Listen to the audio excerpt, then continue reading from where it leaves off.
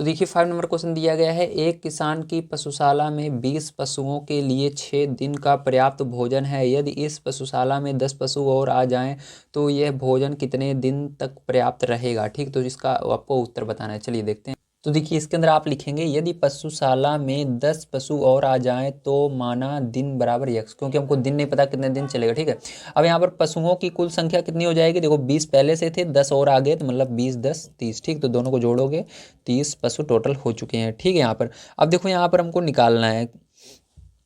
अब देखो यहाँ पर एक चीज़ आपको देखना है यहाँ पर कि ये समानुपात में है या, ठीक है, ये प्रतिलोम अनुपात में है या प्रत्यक्ष अनुपात में है। ठीक, तो ये आपका प्रतिलोम अनुपात में है। ठीक है, तो यहाँ पर प्रतिलोम अनुपात में होने पर क्या होता है ध्यान समझना। तो यहाँ पर देखिए हमको पता है, तो यहाँ पर हम लिखेंगे क्योंकि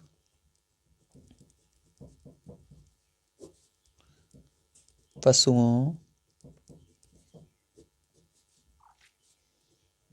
की संख्या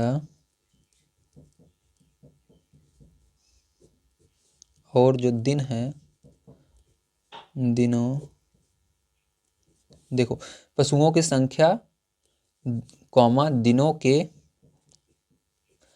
प्रतिलोम अनुपात में है। ठीक है, क्यों, क्योंकि अभी मैं आपको समझा देता हूँ, प्रतिलोम अनुपात में है। कैसे, आइए मैं समझाता हूँ आपको, देखो ध्यान से।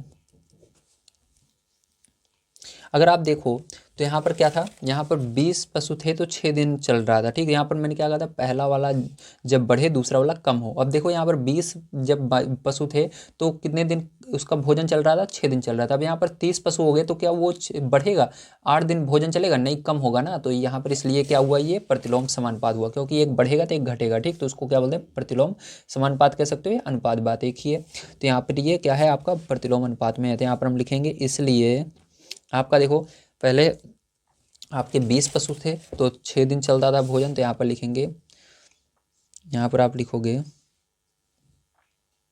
देखो एक चीज़ याद रखना, जब प्रतिलोम अनुपात में होता है, आपने पीछे वाले चैप्टर में पढ़ा था, उसके नीचे क्या करते थे हम दोनों को लिखते थे। लेकिन यहाँ पर उल्टा होता है, जब प्रतिलोम समानुपात क्या कर सकते हो, प्रतिलोम अनुपात में होता है तो हम क्या करते हैं, यहाँ पर जो पशु संख्या रहती है उसको एक दूसरे के नीचे लिखते हैं, और जो दिनों की संख्या रहती है उसको एक दूसरे के नीचे लिखते हैं। इसलिए क्या करेंगे, पशुओं की जो संख्या है देखो यहाँ पर कितनी है, पहले 20 है तो 20 लिखेंगे यहाँ पर। उसके बाद दूसरा जो पशुओं की संख्या आई है बढ़ने के बाद वो कितनी आई है, 30, तो उसको इसके नीचे लिखेंगे। ठीक है, बटे लगा करके, क्या लगा करके, बटे लगा करके लिखेंगे। ठीक है, अब बराबर लगाएंगे।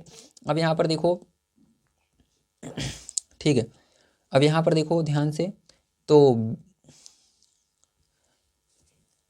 यहाँ पर हमने 20 को लिखा, फिर 30 को लिखा। ठीक है, हमने लिख लिया। ठीक है, अब इसके अंदर एक चीज़ और आपको ध्यान रखना पड़ता है, जिसको जो दिन रहता है उसका उल्टा लिखते हैं। जैसे देखो जब 20 पशु थे तो कितने दिन भोजन चल रहा था, 6 दिन चल रहा था। तो यहाँ पर 20 के सामने बिल्कुल 6 नहीं लिखेंगे, इसका उल्टा लिखेंगे। ठीक है, अब 30 जब 30 दिन है उसको हमने यक्स माना है, यक्स दिन भोजन चलेगा। तो अब क्या करेंगे, यहाँ पर बदल देंगे, जो यहाँ पर 6 था इसको नहीं लिखेंगे, पहले यक्स को ऊपर लिखेंगे। ठीक है, और यहाँ पर 6 को नीचे लिखेंगे, 6 दिन जो चल रहा था। इस तरह से किया जाता है। अब इसको हल करेंगे, ठीक, तिरक गुणा करके 6 का गुणा 20 में कर देंगे तो कितना हो जाएगा, 20 गुणे 6 हो जाएगा, बराबर इधर 30 का गुणा यक्स में कर देंगे, 30 गुणे यक्स हो जाएगा।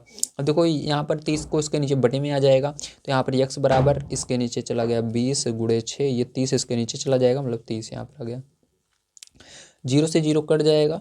ठीक है, और ऊपर देखिए कर देते हैं थोड़ा सा, यहाँ पर यक्स बराबर क्या हो जाएगा, यहाँ पर 6 दूनी 12, 12 के अंदर क्या करना, 3 से भाग दे देना, तो यहाँ पर कितना आएगा 4, कितना आ गया 4। तो कितने दिन भोजन चलने वाला है, 4 दिन भोजन चलेगा। ठीक है, तो हमारा आ गया 4 दिन जो है भोजन चलने वाला है पशुओं का। ठीक है, तो यही आंसर आ जाएगा।